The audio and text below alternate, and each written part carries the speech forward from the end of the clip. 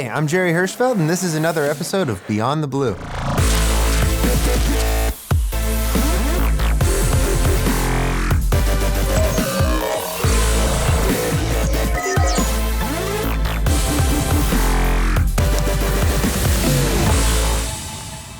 I'm here to do a Beyond the Blue just for you. If you could be any kind of lawyer, which kind would you be? I actually was a lawyer. I practiced copyright law and I did appellate law, but I missed teaching. I missed the LSAT, and that's what I do now. Who is your favorite all-time fictional lawyer? Saul Goodman, and it's not close. Best fictional lawyer, period. Nothing close to reality in my experience, but still, best one. What are the most common mistakes LSAT takers make?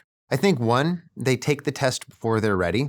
And 2, they let the clock inhibit their ability to follow the strategies and implement them clearly. What is your go-to comfort food?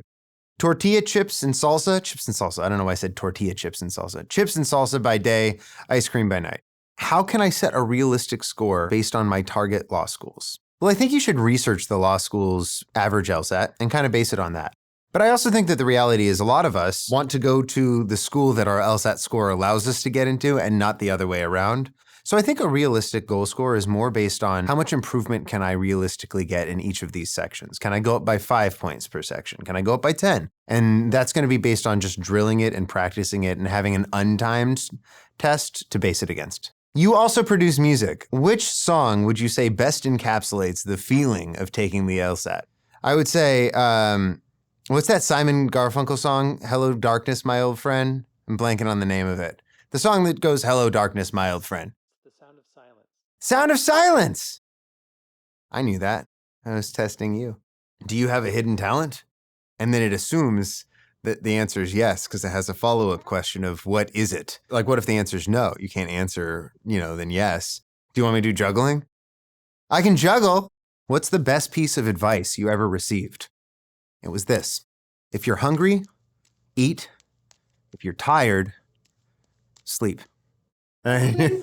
That worked out better than I expected. Could you suggest some effective techniques for managing time during the LSAT, especially for reading comp? I think it's very important to have clear checkpoints. As you're going through, when the 35-minute timer's clicking down, it's very easy to think, oh gosh, I gotta go faster. What you need to do before test day is go, no, this is exactly the pace that I need to be going through to get through the first 10 questions, the first 15 questions in a certain amount of time. I think that goes into reading comp in a very specific way. Not only do you want to break it down by, I want to take about 9 minutes per passage, but actually you should figure out for yourself, within that 9 minutes, how much time am I going to spend reading versus how much time am I going to spend answering the questions? For some of us, myself included, I kind of have to read fairly slowly and methodically.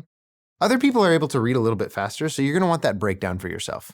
If you could eat only one food for the rest of your life, what would it be? Does that mean, here's the thing about this question. It's a little bit, and I'm going to get a little lawyery here. It's a little bit ambiguous. Like, is it a single food, or is it a cuisine, or is it a culture's cuisine?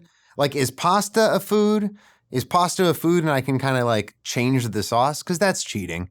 I don't know, avocados.